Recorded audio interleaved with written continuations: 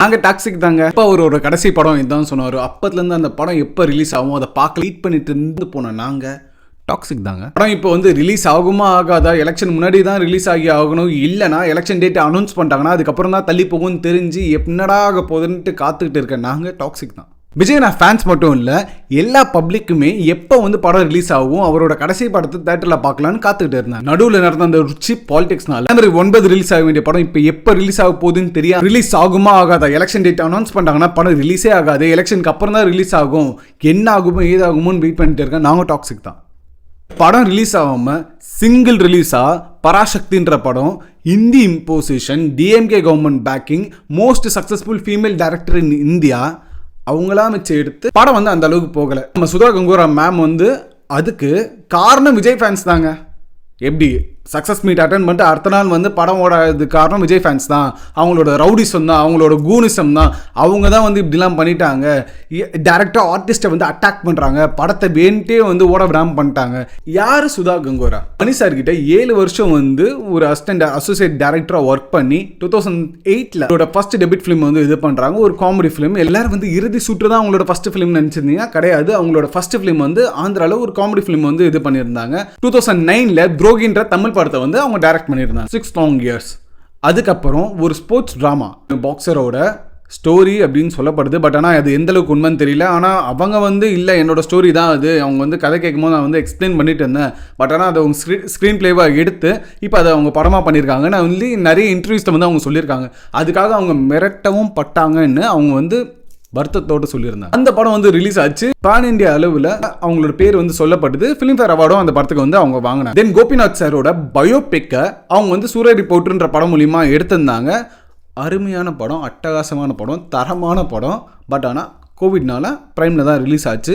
ரொம்ப பெரிய வரவேற்பை வந்து அந்த படம் வந்து இதுவாச்சு. அந்த படத்தை வந்து அப்படியே வந்து ஹிந்திலேயே ரீமேக் பண்ணாங்க, சஃபேரா அப்படின்னு சொல்லி நம்ம அக்ஷய்குமார் வந்து நினச்சிருந்தார். படத்துக்கு ஃபஸ்ட்டு பராசக்தின்ற பேர் இல்லை, புறநானூறு தான் இருந்தது. அந்த படத்தை வந்து நம்ம சூர்யானாவும் துல்கரும் வந்து பண்ணுறதா, துல்கர் சல்மான் அவரும் பண்ணுறதா இருந்தது. பட் ஆனால் அது பண்ண முடியாமல் டேட்ஸ் இஷ்யூனால பண்ண முடியாமல் போயிடுச்சு. தென் அந்த ஸ்கிரிப்ட் வந்து எஸ்கேக்கு வந்து வந்துரு. எஸ்கே, ஜெயம் ரவி, அதர்வா அண்ட் ஸ்ரீலீலான்ற ஒரு இண்டஸ்ட்ரியிலே ஒரு டாப்பான ஒரு ஆக்டர் அண்ட் ஆக்ட்ரஸை வச்சு எடுக்கப்பட்ட படம் தான் பராசக்தி.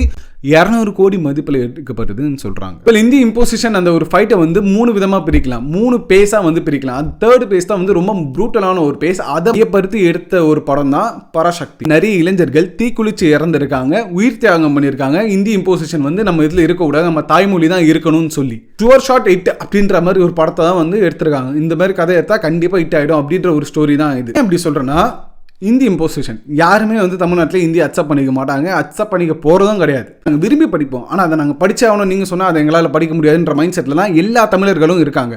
அப்படி ஒரு படம், அப்படி ஒரு கான்செப்டை எடுத்து இந்தி இம்போசிஷன், டிஎம்கே கவர்மெண்ட்டோட பேக்கிங். என்ன தான் சொன்னால் டான் பிக்சர்ஸ்க்கும் டிஎம்கேக்கும் எந்த ஒரு சம்மந்தமும் இல்லைங்க அப்படின்னு நீங்கள் சொல்லலாம். பட் ஆனால் டான் பிக்சர்ஸ்க்கும் டிஎம்கேக்கும் எல்லா சம்மந்தமும் இருக்குன்றது பொதுவாக பார்க்குற எல்லாருக்கும் தெரியும்ப்பா. Most successful female director in India. அப்படி எடுத்தும் படம் ஃப்ளாப் ஆயிடுச்சு. ஓகே, நான் கூட வந்து சுதா மேம் வந்து ஒரு இன்டர்வியூ வந்து சொல்லியிருந்தாங்க, ஃபீமேல் டேரக்டருக்கும் மேல் டேரக்டரும் ஈக்குவல் சேலரி வந்து கொடுக்கணும், அவங்க 2 பேரும் வந்து ஈக்குவலான ஒர்க்கை தான் பண்ணுறாங்க, ஏன் வந்து சேலரியில் மட்டும் இவ்வளோ பெரிய டிஃப்ரென்ஸ், நாங்கள் என்ன இது பண்ணோம், எங்களுக்கும் வந்து அதே மாதிரி சேலரி கொடுக்கணும்னு சொல்லி அவங்க வந்து பேசியிருந்தாங்க. Which is absolutely right, 100% correct. அவங்களுக்கும் அதே சேலரி தான் கொடுக்கணும், பிகாஸ் அவங்களும் அதே மாதிரி வேலையை தான் செய்கிறாங்க. ஒரு ஆக்ட்ரஸில் வந்து சொல்லலாம், ஆக்டர் தான் வந்து இவ்வளோ பேர் வந்து தேட்டருக்குள்ளே எடுத்துகிட்டு வராங்க, ஆக்ட்ரஸ்னால வந்து அவ்வளோ வரல அப்படின்னு நம்ம சொல்லலாம். பட் ஆனால் டேரக்டர் வந்து ஒரே வேலையை தான் செய்கிறாங்க. ஸோ அவங்களுக்கு வந்து ஈக்குவலான சேலரி வந்து கொடுக்கணும்னு சொல்லி அவங்க பேசுகிறது ரொம்ப கரெக்டான ஒரு விஷயம் தான். பட் கிரிட்டிசிசமும் ஈக்குவலாக நீங்கள் அக்செப்ட் பண்ணிக்கணும். அதே ஒரு இன்டர்வியூவில் வந்து சுதா மேம் வந்து அவங்களோட கிரிட்டிசிசம் வந்து ஹேண்டில் பண்ணுறதுல வந்து ரொம்பவே ஆடாக இருந்தாங்க. சூரரை போட்டு நல்லா இல்லைன்னு சொன்னார் பரத்வாஜ் ரங்கன் அப்படின்னு சொல்லி அவரோட அந்த ரவுண்ட் டேபிளே வந்து அவங்க வந்து சொல்லியிருந்தாங்க. அவங்களால அவங்க படம் வந்து நல்லா இல்லைன்னு சொன்னால் அதை அவங்களால அக்செப்ட் பண்ணிக்க முடியல. பிகாஸ் வந்து ஆப்வியஸ்லி நான் பண்ணுறது தான் கரெக்டு, எனக்கு தெரியும் அப்படின்ற ஒரு மைண்ட் செட் வந்து எல்லாருக்குமே இருக்கும், அவங்களுக்கும் வந்து அது இருக்குது. பிளண்ட்டாக ஓப்பன் பப்ளிக் இதில் ஒரு மீடியாவில் சொல்லி ஒரு மிகப்பெரிய ஒரு ஃபேன் பேஸை வந்து தூண்டுறதுன்றது ரொம்ப ஃபயர்டு ஒரு விஷயம்னு சொல்லலாம். பட் இதுக்கு சம்மந்தமே நம்ம ஏன் நம்மளை சொல்லணும்னு தெரியல. நம்ம டாக்ஸிக் ஃபேன்ஸு நம்ம தான் வந்து இப்படி இருக்கும், நம்மளால் தான் வந்து பராசக்தி படம் வந்து ஓடலை. ஆப்வியஸ்லி படத்துக்கு அவ்வளோவா யாரும் விஜய் ஃபேன்ஸ் வந்து போயிருக்க மாட்டாங்க, சரிங்களா? ஏன்னா எல்லாரும் ஜனநாயகன் படம் வரும் அப்படின்னு எதிர்பார்த்தாங்க, வரலை. பிரியாணி வேணும்னு ஆசைப்பட்டோம், பிரியாணி இல்லை, இந்தாப்பா சாம்பார் சாதம் தான் இருக்குன்னு சொன்னால் சாம்பார் சாதம் சாப்பிட்ற அளவுக்கு நாங்கள் பசியில் இல்லை, பிரியாணி வரட்டும் நாங்கள் வெயிட் பண்ணி பிரியாணியே சாப்பிட்றோன்னு சொல்லி வெயிட்டிங்கில் நாங்கள் இருக்கிறோம். நாங்கள் வந்து சாம்பார் சாதம் வந்து நல்லா இருந்துரு, நீங்கள் தான் சாப்பிடாம சாம்பார் சாதத்தை கெடுத்துட்டீங்க, சாம்பார் சாதம் இப்படி ஆனதுக்கு காரணம் வந்து நீங்கள் தான் அப்படின்னு சொன்னால் என்ன நியாயம் அது சொல்லுங்கள்? அதுதான் இவங்க பண்ணுறாங்க. அண்ட் டாக்ஸிக் பிஹேவியர்னு சொல்கிறாங்க. எது டாக்ஸிக் பிஹேவியர்? எது டெல்லி தான் இந்தியாவான்னு சொல்லிட்டு டெல்லியில் போயிட்டு உட்காந்து பொங்கல் கொண்டாடுவீங்க, அது தப்பு கிடையாது. நாங்கள் வந்து இல்லை இந்த படம் எதிர்பார்த்தோம் வரல, நாங்கள் நிறைய பேர் பார்க்கல அந்த படத்தை, விஜய் நான் ஃபேன்ஸு, அதுக்காக நாங்கள் வந்து டாக்ஸிக் ஆகிடுவோமா? பேசிக்கான ஒரு விஷயம் என்னென்னா, ஹிந்தி வேணான்னு சொல்லிட்டு ஹீரோயினை உஷார் பண்ணுறதுக்கு தெலுங்கு பேசுகிறாருன்றது எந்த விதத்தில் இது பண்ண முடியும்? தாய்மொழி வேணும் அப்படின்னு சொல்லி தாய்மொழிக்காக இது பண்ணுறவர் இல்லை, அவர் ஹீரோயினுக்காக வந்து இவர் தெலுங்கு கற்றுப்பார். இதுவே வந்து நீ கேட்கலாம், இல்லை அவர் பிடிச்சி வந்து நாங்கள் பிடிச்சி அவங்களே கற்றுக்கிறது வேறு, இது இம்போஸ் பண்ணால் தான் நாங்கள் வந்து இதுவாகும் அப்படின்னு சொல்கிறது வந்து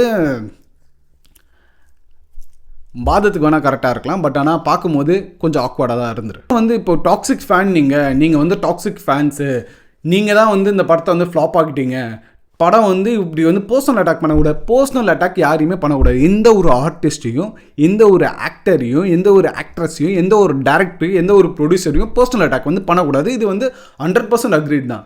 அண்ட் அது பண்ணுற சில பேர்னால எல்லாருமே வந்து நீங்கள் வந்து ரவுடிஸு கூன்ஸ் அப்படின்னு சொல்கிற தப்பு. படம் எதிர்பார்த்த மாதிரி போகலை. இது ரொம்ப சேடான ஒரு விஷயம் தான். பிகாஸ் நல்ல ஒரு கான்செப்டான ஒரு படம் தான், நல்ல ஒரு டேரக்டர் தான், நல்ல ஒரு ஆக்டர் க்ரூ தான். பட் ஆனால் படம் எதிர்பார்த்த மாதிரி போகலை. அதுக்கு ஒன்றும் பண்ண முடியாது, அக்செப்ட் பண்ணி தான் ஆகணும். கிரிட்டிசிசமாக அக்செப்ட் பண்ணி தான். ஏன் லோகேஷ் கனகராஜ் அப்படி தூக்கி வச்சு கொண்டாங்க எல்சியூன்னு. அதுக்கப்புறம் கூலி படம் ரிலீஸ் ஆனோன்னு என்ன சொன்னாங்க? டேய் இவ்வளோ காசு கொடுத்து பணம் இருக்கிற நவீன மிஷின் வந்து ரெடி பண்ணிக்கிறான்டா இவன் அப்படின்னு சொன்னாங்களா இல்லையா? அப்போ அவன் கேட்டு அக்செப்ட் பண்ணி தானே ஆகணும். நெல்சன் எல்லாம் வச்சு அடின்னு வச்சானுங்க பீஸ்ட் படத்துக்கு அப்புறம். ஜெயிலர் வந்ததுக்கப்புறம் தூக்கி தள்ளில் தானே வச்சாங்க. ஆமாம் கிரிட்டிஸும் அதை அக்செப்ட் பண்ணிக்கிட்டு நெக்ஸ்ட் படம் எடுத்து அவர் யாருன்றதை காமிச்சார்ல. ஓகே, படம் வந்து நீங்கள் எதிர்பார்த்த மாதிரி போகல, நெக்ஸ்ட் படம் எடுத்து நீங்கள் யாருன்றதை காமிங்க, நாங்கள் படத்தை பார்க்குறோம், சந்தோஷமாக படத்தை பார்த்துட்டு நல்லா இருந்தால் நல்லா இருக்குன்னு சொல்ல போகிறோம், நல்லா இல்லைனா நல்லா இல்லைன்னு சொல்ல போகிறோம். இதை வந்து யார் மேலேயும் ஒரு பர்சனலான ஒரு அட்டாக்கோ ஒரு வெஞ்சன்ஸோ எதுவுமே கிடையாது.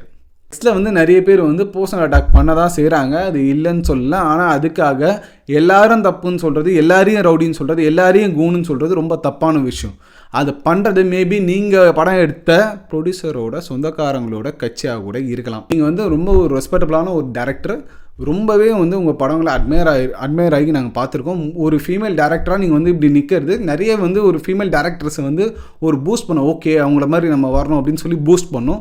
ஸோ நீங்கள் இந்த மாதிரி ஒரு கமெண்ட்டை வந்து இது பண்ணுறது நல்லா இல்லை. ஸோ யா, நீங்கள் பராசக்தி படம் எப்படி இருக்குன்றத கமெண்ட்டில் சொல்லுங்கள். இந்த வீடியோ பிடிச்சிருந்தா லைக் பண்ணுங்கள், சப்ஸ்கிரைப் பண்ணிக்கோங்க, பெல் ஐக்கானை கிளிக் பண்ண மறந்துடாதீங்க. நெக்ஸ்ட் வீடியோவில் நான் உங்களை பார்க்குறேன். பாய்.